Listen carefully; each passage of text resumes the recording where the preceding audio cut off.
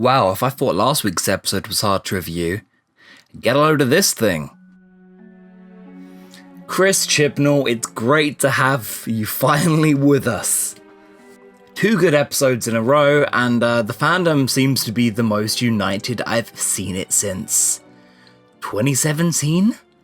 All agreeing this is probably the best bit of TV we've had from the franchise in 5 years.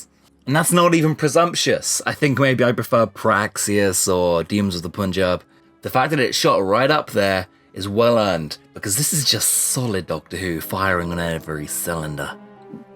War of the Sontarans isn't good for a Chibnall episode. It's not good as a guilty pleasure. In comparison, no, not by comparison. When I heard Chris Chibnall was getting the role of showrunner, this is the kind of story I was hoping for. Every bit as funny as it is exciting, visually striking, to narratively interesting. We are now a third of the way through this Doctor Who movie, but I like the instability of everything. More insane timey-wimey stuff happens, and I'm not rolling my eyes like I thought I would be.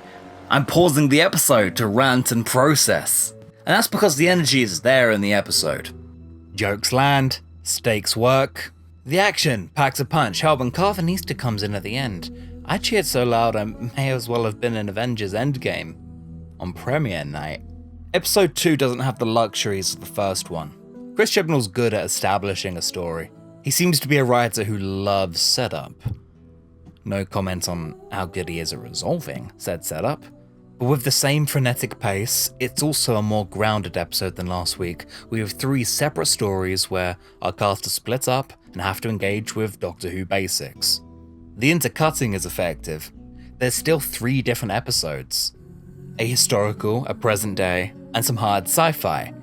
Chibnall's doing all the Doctor Who at once and killing it. The man's been learning how to juggle since 2018, and he picked up a book and he's gone really good at it. And you know what? Congrats. That's a cool life skill. A neat party trick. Was it necessary to make us watch you learn for 3 years, though? This juggling metaphor brought to you by a hack critic. I take back any indecision I made last week. Dan Lewis is really working for me. It's that himbo bravery that we haven't seen before. We haven't. If you want to endear me to a character in a second, have them watch something horrifying and then decide to scale an enemy ship with nothing but a frying pan, running like this. Yeah, that'll do it. It's comical, whilst also really making you resonate with a man protecting his home. The simplicity in that is enough to keep me going with Dan. I only hope he gets more interactions with the Doctor and Yaz, or his parents, or Carvanista. I like this man interacting. He's got good dynamics with everybody he meets. Jodie Whittaker's finally getting some of her best material in the show. Acting her heart out, doing, again, basics, but really, really well. Convincing, cheeky, funny. This isn't definitive or new ground, but for once I don't care. 13's going to be remembered for making mini companions out of famous women from history, and butting heads with stuffy shirt officials like the Third Doctor. She's usually at her best as a disruptor when paired with characters like Jack Robertson, Edison, King James, Lord Byron. Even if it feels a little bit overplayed by this point, General Logan and Mary Seacole allow this Doctor to be at her best. And then Yaz. Yaz taking initiative. Agency in her own story. Feeling like an organic, real-world person. These are all pluses. But this new direction for her, it bears a striking resemblance. Doctor, what would you do now? No. What will I do now? But if it keeps going in the direction it's going, this is well-walked ground. Becoming overly dependent on the Doctor to the point that your domestic family life has completely vanished from the program? Yeah, that was Clara. Getting a bit too good at the sci-fi mumbo-jumbo companion shtick and trying to emulate the Doctor? Yeah, that was recently explored with Clara. Some people say they don't see the link. I've got sensitive ears to this sort of stuff. Trying to be the Doctor was a dynamic explored very recently. It was the central focus of a series, so I just don't want to see it revisited. We don't need a weaker retread of Face the Raven. The similarities to Clara have been bubbling since Can You Hear Me and Revolution. I've always been rooting for Yaz, probably because Mandy Gill is such a charismatic energy, but I wish she was given the jokes. I wish she was given new material. Uh-oh, watch out. 2 episodes with a personality and people are already saying she's better written than Clara. Chill out. Haha, no, Yaz, don't try and be the Doctor and get yourself into mortal peril. You're more fragile than the Doctor is, ha ha ha ha. Oh, Yaz, don't become a remnant, you're so sexy, ha ha ha ha. I hope FLUX keeps messing with time, messing with reality. I like the scrambled, surrealist nature of it all, and it also keeps us away from these tied dynamics that, if left to his own devices, Chris Chibnall naturally finds himself in, repeating scenes from the past. Dynamics or lines. I'm not talking references. References are fine. It's when he gets to sleep at the wheel and starts creative autopiloting into repeating entire scenes from Gridlock or Sound of Drums. I can be killed, but I come back to life pretty quick. Partially her fault, partially a friend of hers on Earth called Rose. But she's trapped in a parallel universe now. Very natural reference. Why am I ranting about this again? It's because it happened again this week. Repeating the Harriet Jones Christmas invasion, they were leaving scene. Almost verbatim.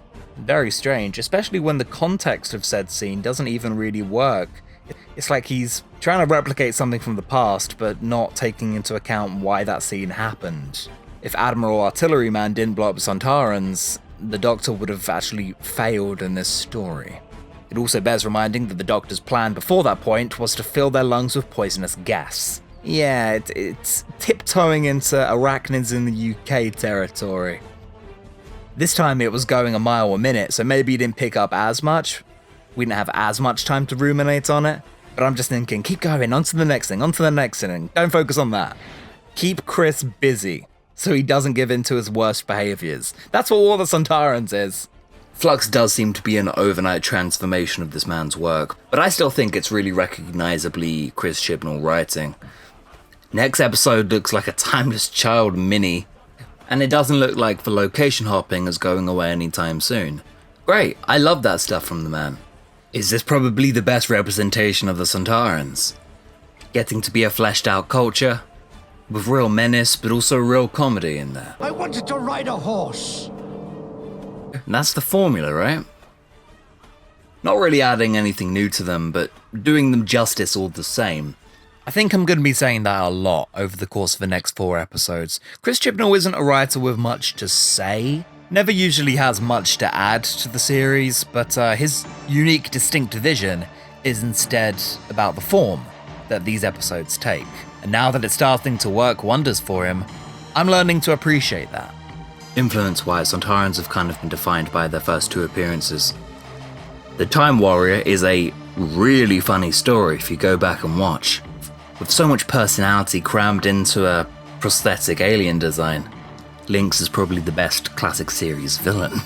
And then Sontaran Experiment is where the darker elements come in, the big potato torture stuff. But there's room for both, and this walks that line brilliantly. Mary Seacole, oh boy. I was so nervous that Mary might get the same sort of treatment as Khan or Shelley or Parks. Rosa Parks. But I want that knowledge.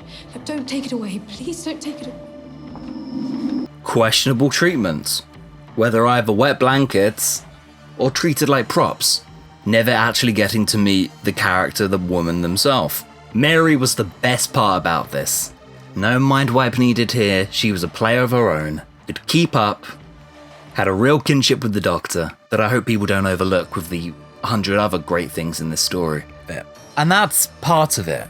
There wasn't enough time for the history lesson. There isn't a Mary Seacole focused historical here. There isn't time.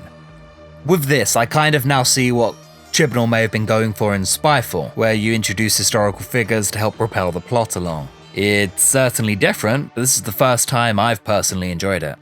She's a great character, rather than a bit of historical representation. Would it really be any different if you copy-pasted those lines and gave them to Florence Nightingale, for instance? I had that moment where I shouted at the screen, "Bring her along! Make her a companion already!" Which is always fun and a sign of a good sidecast. And if it keeps looking and feeling this good, then we've really got a gem of a series on our hands.